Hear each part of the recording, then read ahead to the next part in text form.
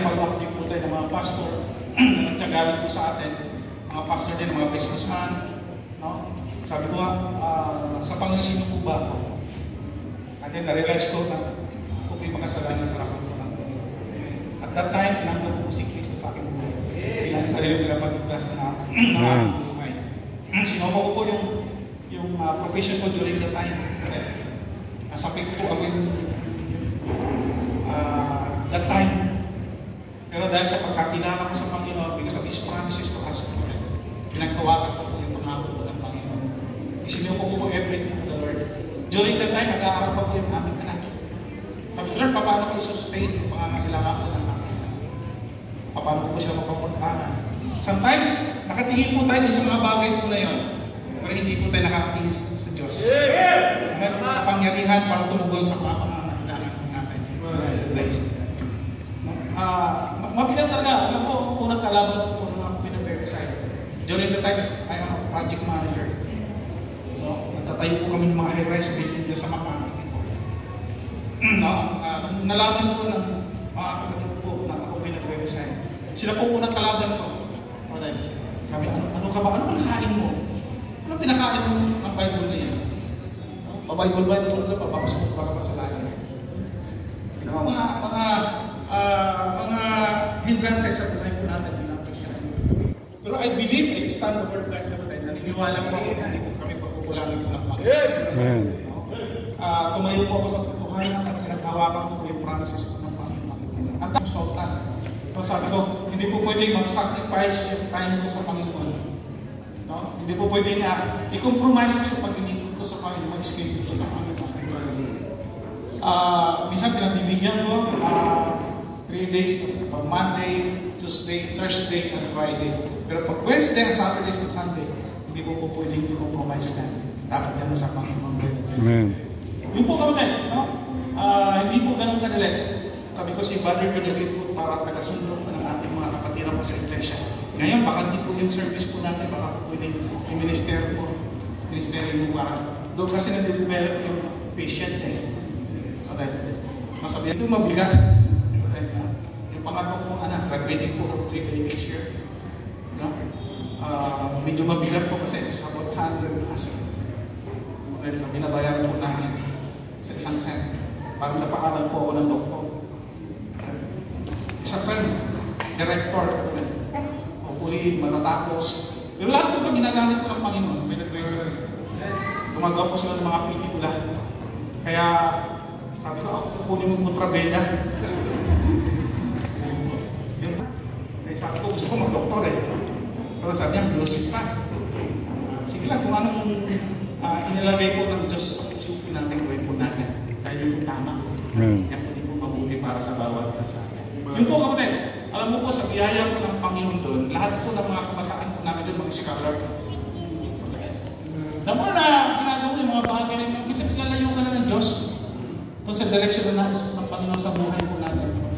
Minsan nilalayo ka na doon ng Panginoon. Ang gusto ng Panginoon, mag-focus ka na sa gawain na nagkakatiwala ng Diyos. Ito po natin, hindi po tayo pagkukulangin ng Panginoon. Kasi malinaw po yung salita ng Diyos sa bawat isa sa natin. Hindi po nagkulang. Alam niyo po, sa biyaya po ng Panginoon, alam po naman ng mga kapatiran po na ito. Yung mga anak ko, nag-aaral po sa public school. Alam mo naman natin na yung mag-actuation ko dyan, napakabigat. Sa biyaya, sabi ba? Sa biyaya lang po ng Panginoon. Sa ating Diyos.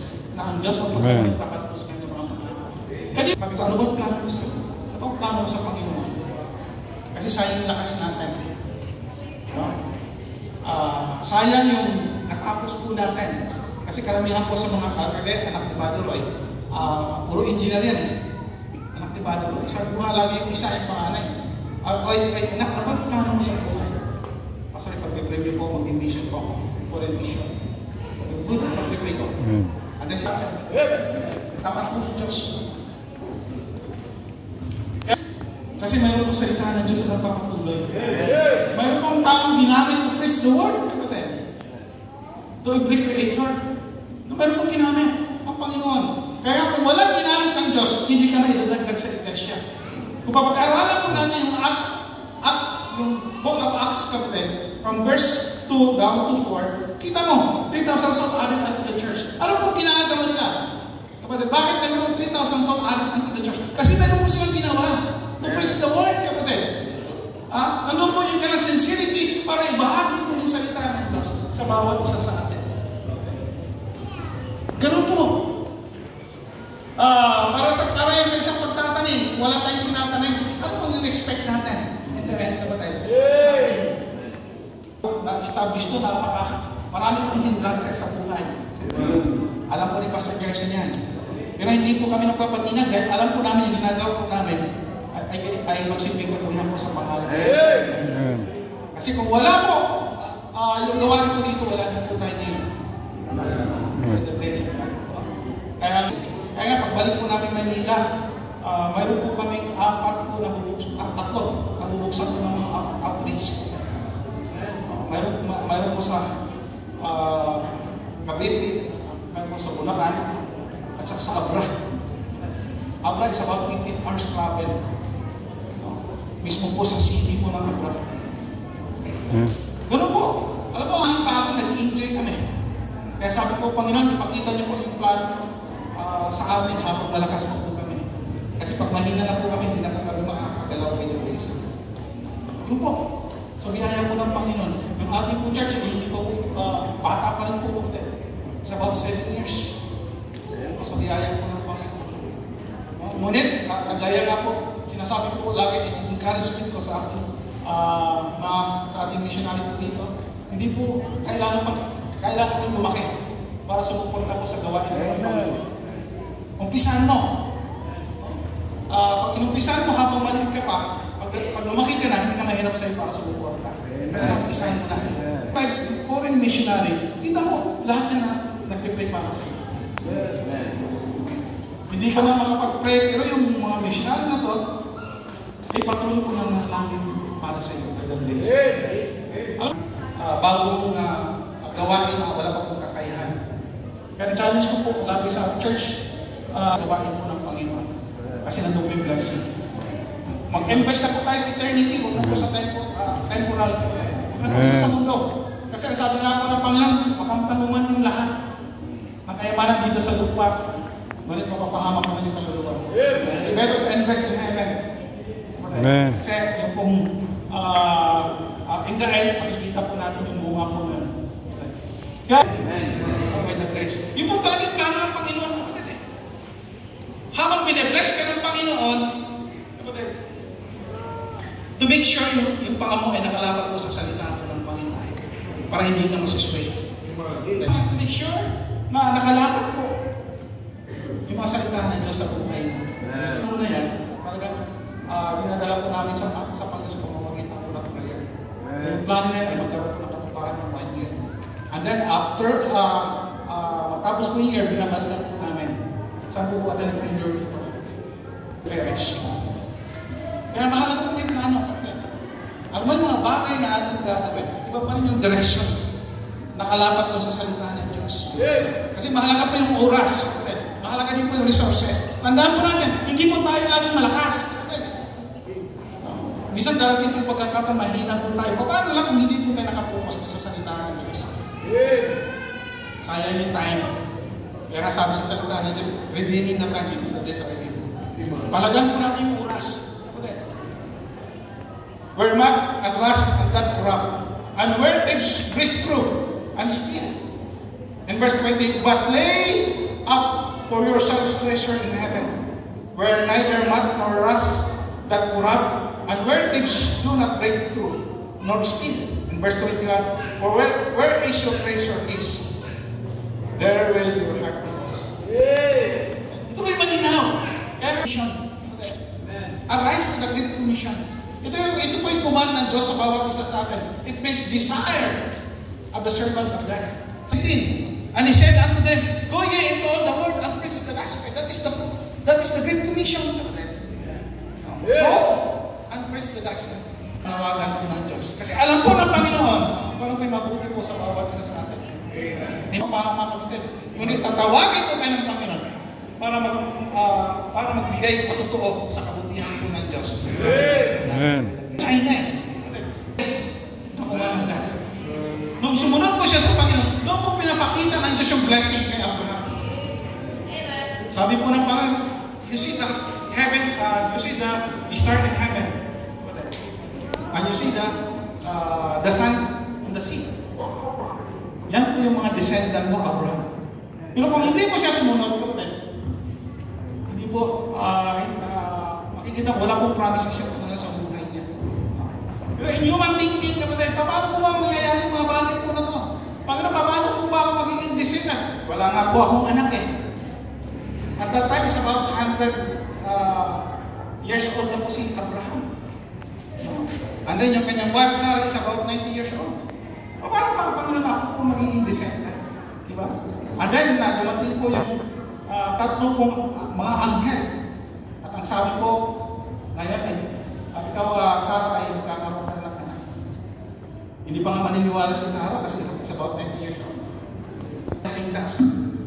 Sana ganun din po tayo. No? Mayroon mang tumanggap o hindi, patuloy lang din tayo. Sundin lang natin tayo. Kasi in the end, there is blessing coming from the Lord. Tuloy lang po tayo. No? Sometimes we need to go out, no? In our person. Ano ba? Kaya sabi, alam po ng Panginoon kung saan po tayo mahina. At nila, binenta po ni kalang ari-arian at ibigay po sa Panginoon. Kaya nilalakad po na inaayos po namin. Yung document para may transfer po sa pangalan po ng church. Kaya sabi ko nga sa napaka-kuripot yan. Napaka-kuripot yan. Kahit 5 na. Kahit 5 dulig bilang. Pero dahil sa kanyang pagmamahal sa gawain po ng Panginoon, nagbigay po siya ng property. Para sa gawain po ng Diyos. Amen. Kaya ito po yan. Bakit? Kasi yung pangangaral lang salita ng Diyos. Kaya nga kami napakainit po namin when it comes to soul winning. Nariyan po nga Friday, Bible study, pagdating po ng Saturday, the whole day halos nasa soul winning po kami. Every Monday, pag may opportunity ka na. Kaya napakahagap yung soul winning. Tingnan mo po yung mga iglesia na wala sa soul winning, try na try. Pero pag may soul winning, makikita mo yung encouragement. Iba yung aura, iba yung spirito. Iglesia, kung mainit po sa soul winning. Kasi hindi rin po lalagay yung iglesia kung wala po soul winning. Hindi po lalago. As a pastor, hindi po naman po pwedeng, ikaw pupunta ka doon, ikaw bisita ka sa mga pamilya. Hindi po, dapat tayo sa servant of God, dapat tayo po nag-lead sa kanila. Dapat tayo po muna magmuna. Serve as an example as a servant of God. Kaya kami, ilangan po namin doon yung mga bata. Alam mo po yung ating good news. Every Saturday po namin ginagawin sa pabahay at saka sa country video. Bata. Hindi lang bata, then yung mga pamilya po ng mga bata po na yun. Continuous siya po din.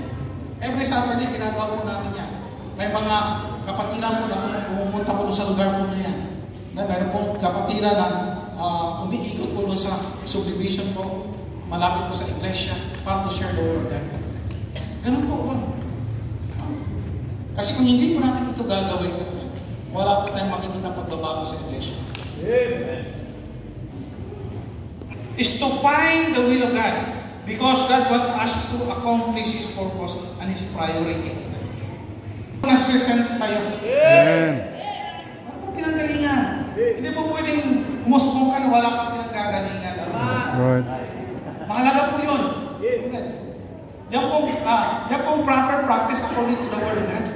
By sending po talaga. By sending po talaga. Kaya nga sa amin po, bago po kami nagsisend ng missionary, even yung local, ang gusto namin lagi din mag-asawa. Mag-asawa kasi pag binata, medyo delikado. Hindi po talaga kami nagsisend ng binata. Kaya hinahanapan po namin ng partner. Kaya yung ating first missionary po sa Thailand, kinasal po yun. And then after ng kasal, kagad natin doon sa mission team. Doon na sila nahanan nun. doon sa violet kapatid. At makita po natin yung bunga rin po ng violet. Para dito kita sa aklan. For the grace of God. Ganun po, kapatid. Mayroon po nananalangin. Kaya sa amin, pag may opportunity na makapag-aral sa Bible School, kapatid, pinagpadala po namin sa Bible School. Biblical area to send forth labor. Mayroon po talagang area na kung saan po tayo magiging epektibo na makapag-share po ng salita ng Diyos. Kasi hindi po open. And then yung pangatlo, sabi, hindi po namin alam kung makakabalik po kami ng Pilipinas. Yun po, ganun po tayo. Pero kung alam mo yung panawagan ng Diyos sa'yo, hindi ka dapat matakot. Meron po tayong mga areas, kapatid, na kung saan doon po tayo magiging epektibo ng Diyos. Eh, minsan lang tayo sa mga lugar, sa ating proportion, minsan hindi po nga tayo magiging epektibo. Na wala mga pag-asa, kapatid eh. Kailangan para nagkaroon sila ng pag-asa, which is the Word of God. To share the Word of God, kapatid eh. Sino po gagamitin ng Panginoon kundi ikaw tayo? Lahat, para abutin po natin yung mga taong ito na wala pong relasyon sa Panginoon.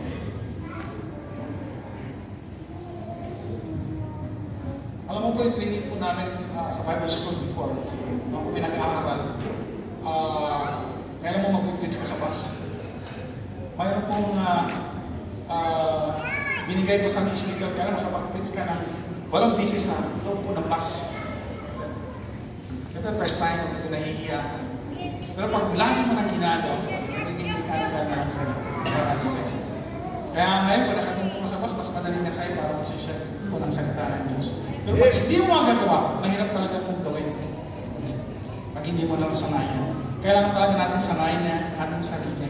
Kung saan may opportunity to praise the Word of God, kailangan natin gawin para po sa Panginoon. Hindi lang po yun. Doon po sa lugar po namin, isa about 3 years ko pong hinawakan po yung palengke po doon sa may Brookside. After na service po namin sa meeting service, pumupunta po kami doon. Kami po dalaw ni Mrs. Tumatayo po ako doon sa mga palengke. Pagsarado po ng palengke, ginagana po yan sila. Tinuturuan ko na salita na Diyos. Hanggang, kasi ang close po ng palengke sa about 9 o'clock. Tinuturuan ko po sila hanggang 10. Minsan nagiging 11 pa. Nakauwi kami sa bahay namin sa about 10 o'clock or 12 na ng gabi. Ilang years ko po ginawa kayo sa about 3 years. By the grace. Mission living. Ito ba yung mahalaga po? Sabi nga po ng mga missionary, hindi po sila makakarating doon sa lugar kung wala po suporta. Kaya hindi po may suporta. Sa lahat po ng action natin gagawin, may kaakibat po lagi kapatid yan na finances. Finances. Arise for mission and giving. Napakalaga po ito. No, lagi po nga natin sinasabi, how to support mission. Yung mission hindi naman kailangan lumaki muna tayo bago po susuporta po ng mission. Sa mga kapatiran po natin, hindi naman kailangan i-bless muna tayo bago po susuporta sa mission. Hindi muna natin umpisahan na maliit na bagay. And then pag binibless ka, tapos dagdagan mo yung commitment. Gawin ang God. Minsan nawawalan tayo sa focus. Nasa simple kaparaan ng pag-alam, minsan hindi po natin magagawa. Realign our focus. Makapagbigay siya ng malaki sa iglesia. Yun ang ano niya before, nagdalawang isip siya para mag-resign. Pero nung nag-resign siya, mas malaki pang binibigay siya. Nung nasa ministry na siya. Why? Because kasi nakapokus siya doon. Nakapokus siya doon. At makikita po natin yung testimony po ng Bethany. How Bethany open it comes to mission. Alam niyo po ba ngayon? Philippines is the one sending missionary abroad. Tayo po yung number 1 sending missionary abroad today. Amen. Ito po, in late 40s, 50s, 60s, hanggang 80s, usually America. Pagdating po ng 90s, up to now, number 1 po yung Philippines. ascending missionaries. Praise the Lord. Amen. Glory to God. Hindi mo magpapatuloy po ito, kapatid, kung wala pa tayong action na gagawin. Right. Magpapatuloy po tayo kung umpisan po natin ito. Mas marami pong mariris po tayo na mga country na wala pong missionary po doon sa lugar po. Dahil sa panalangin mo, dahil sa suporta niyo po. Kaya napakahalaga po ito sa atin at sa bawat isa. No? Again, from verse 1, God loved the church of Jesus. God met our needs, not simply for our own enjoyment, but that we might be able to serve Him and help others. It's not as if for tomorrow program always that, what are they bring forth? Hindi mo may pagmamalaki na malakas ka ngayon. Hindi mo may pagmamalaki na may kakayahan ka ngayon, kapatid. Arise to conform the command of God. Malito yung command po ng Panginoon. Or sending for labor. Hanapin po natin. Alam mo, napakabuti po yung ito eh. The more na pinag-pray mo yung lugar na kung saan katatawagin ng Panginoon, ilalagay yan ang Diyos sa puso. Ilalagay yan ang Diyos sa puso mo. Then later, ipapakita sa iyo ng Diyos. Ang giving. Kung wala pong pagbibigayan. Ng Diyos, na doon ka gusto ng Diyos tawagin at ipadala. Alam natin mga kapatid, yung Panginoon Diyos hindi nagkamali ng panawagan sa bawat isa.